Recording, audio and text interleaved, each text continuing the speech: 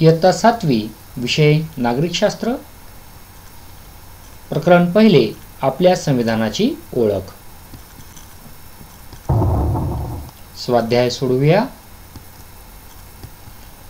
प्रश्न पहिला, पुढील संकल्पना स्पष्ट करा। उपप्रश्न पहिला, संविधानातील तरतुदी। या प्रश्नाच्या माध्यमातून आपण संविधानातील तरतुदी म्हणजे काय ते थोडक्यात समजून घेणार आहोत। उत्तर, देशाच्या राज्यकारभारासंबंधीच्या अनेक बाबींचा समावेश संविधानात केलेला असतो। या अनेकविध बाबींनाच संविधानातील तरतुदी असे म्हणतात। या तरतुदींनुसारच देशाचा राज्यकारभार चालतो। उपप्रश्न दुसरा, संविधान दिन। या प्रश्नाच्या माध्यमातून आपण संविधान दिन म्हणजे काय ते समजून घेणार आहोत। उत्तर, 26 नोव्हेंबर हा दिवस आपण संविधान दिन म्हणून साजरा करतो।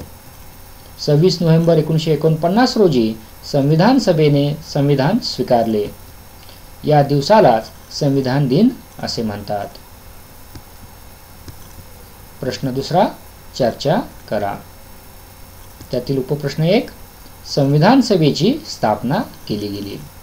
म्हणजे या प्रश्नाच्या माध्यमातून आपल्याला संविधान सभेची स्थापना होण्यामागचे कारण समजून घ्यायचे आहे। तर आता आपण संविधान सभेची स्थापना का केली गेली हे समजून घेऊया।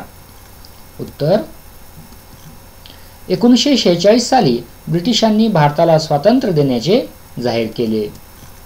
स्वातंत्र्यानंतर स्वतंत्र भारताचा राज्यकारभार ब्रिटिशांच्या कायद्याऐवजी भारतीयांनी तयार केलेल्या कायद्यानुसार चालेल अशी भूमिका भारतीय नेत्यांनी घेतली। त्यामुळे भारताचे संविधान तयार करण्यासाठी संविधान सभेची स्थापना केली गेली। उपप्रश्न 2, डॉक्टर बाबासाहेब आंबेडकरांना भारतीय संविधानाचे शिल्पकार म्हणतात। या प्रश्नाच्या माध्यमातून आपल्याला डॉक्टर बाबासाहेब आंबेडकर यांना भारतीय संविधानाचे शिल्पकार का म्हणतात ते समजून घ्यायचे आहे। तर आता आपण उत्तराच्या माध्यमातून डॉक्टर बाबासाहेब आंबेडकर यांना भारतीय संविधानाचे शिल्पकार का म्हणतात ते समजून घेऊया। उत्तर, डॉक्टर बाबासाहेब आंबेडकरांनी विविध देशांच्या संविधानांचा अभ्यास व चिंतन करून भारतीय संविधानाचा मसुदा तयार केला। हा मसुदा संविधान सभेत मांडून त्यावर विचारलेल्या प्रश्नांची उत्तरे दिली। संविधान सभेने सुचवलेल्या सूचनांप्रमाणे मसुद्यात बदल केले। संविधानातील प्रत्येक तरतूद निर्दोष तयार करून संविधानाचा अंतिम मसुदा संविधान सभेला सादर केला। ही सर्व कामे डॉक्टर बाबासाहेब आंबेडकर यांनी केल्यामुळे त्यांना भारतीय संविधानाचे शिल्पकार म्हणतात।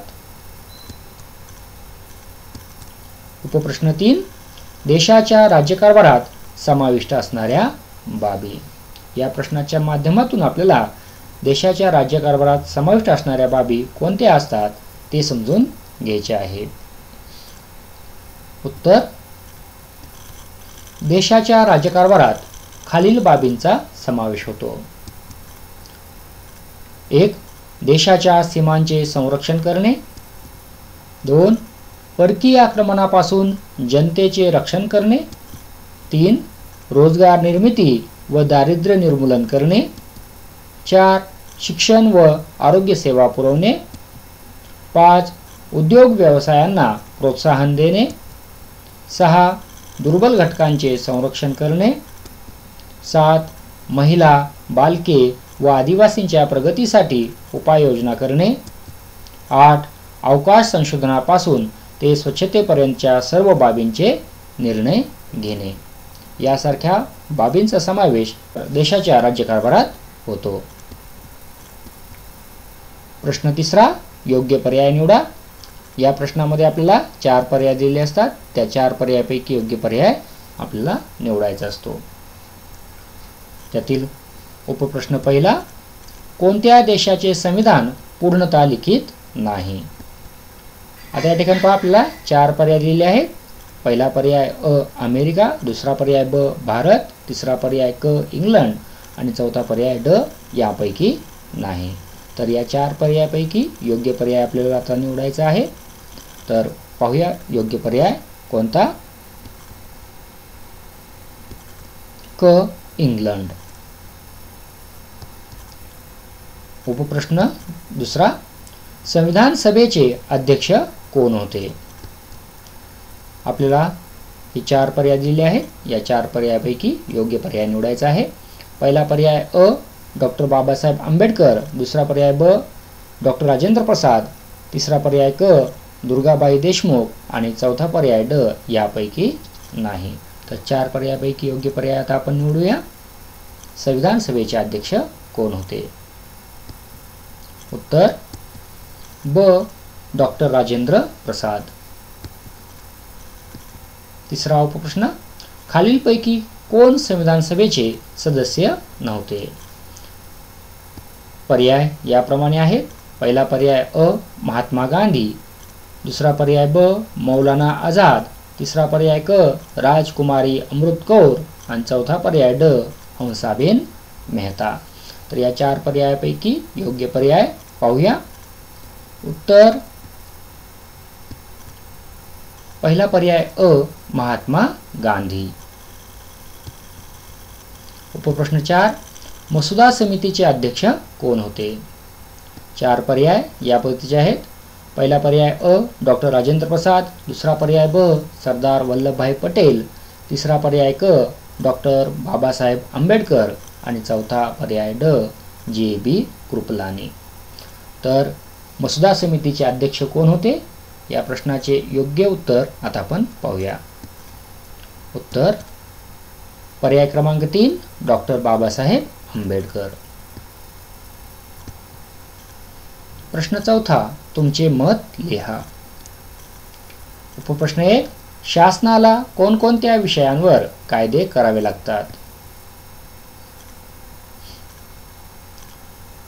उत्तराच्या माध्यमातून पाहूया. शासनाला कोणकोणत्या विषयांवर कायदे करावे लागतात. उत्तर शासनाला खालील विषयांवर कायदे करावे लागतात. त्यात पहिला विषय देशाच्या सीमांचे संरक्षण करणे. 2 परकीय आक्रमणापासून जनतेचे रक्षण करणे. 3 रोजगार निर्मिती व दारिद्र्य निर्मूलन करणे. 4 शिक्षण व आरोग्य सेवा पुरवणे. 5 उद्योग व्यवसायांना प्रोत्साहन देणे. 6 दुर्बल घटकांचे संरक्षण करणे. 7 महिला, बालके व आदिवासींच्या प्रगतीसाठी उपाययोजना करणे. 8 अवकाश संशोधनापासून ते स्वच्छतेपर्यंतच्या सर्व बाबींचे निर्णय घेणे. यासारख्या बाबींवर शासनाला कायदे करावे लागतात. उपप्रश्न 2, 26 जानेवारी हा दिन आपण प्रजासत्ताक दिन म्हणून का साजरा करतो. उत्तराच्या माध्यमातून 26 जानेवारी हा दिन आपण प्रजासत्ताक दिन म्हणून का साजरा करतो ते पाहूया. उत्तर मसुदा समितीने तयार केलेले संविधान 26 नोव्हेंबर 1949 रोजी संविधान सभेला सादर करण्यात आले. संविधान सभेने संमत केलेल्या या संविधानातील तरतुदींनुसार 26 जानेवारी 1950 पासून देशाचा राज्यकारभार चालवण्यास सुरुवात झाली. म्हणजे या दिवसापासून भारताचे प्रजासत्ताक राज्य अस्तित्वात आले. म्हणून 26 जानेवारी हा दिन आपण प्रजासत्ताक दिन म्हणून साजरा करतो. उपप्रश्न 3, संविधानातील तरतुदीनुसार राज्यकारभार करण्याचे फायदे. उत्तराच्या माध्यमातून आपण पाहूया संविधानातील तरतुदीनुसार राज्यकारभार केल्याने कोणते फायदे होतात ते. उत्तर संविधानातील तरतुदीनुसार राज्यकारभार करण्याचे फायदे खालीलप्रमाणे. 1 शासनाला मिळालेल्या अधिकारांचा व सत्तेचा गैरवापर करता येत नाही. 2 नागरिकांचे हक्क व स्वातंत्र्य सुरक्षित राहते, शासनाला ते हिरावून घेता येत नाहीत. 3 सामान्य माणसांचा शासनावरचा विश्वास वाढतो. 4 सामान्य माणसांचा राज्यकारभारात सहभाग वाढतो, त्यामुळे लोकशाही बळकट होण्यास मदत होते. 5 नागरिकांच्या कर्तव्यांचा समावेश संविधानात असल्याने नागरिकांना आपल्या जबाबदारीची जाणीव होण्यास मदत होते. म्हणजे संविधानातील तरतुदीनुसार राज्यकारभार केल्याने हे फायदे होतात.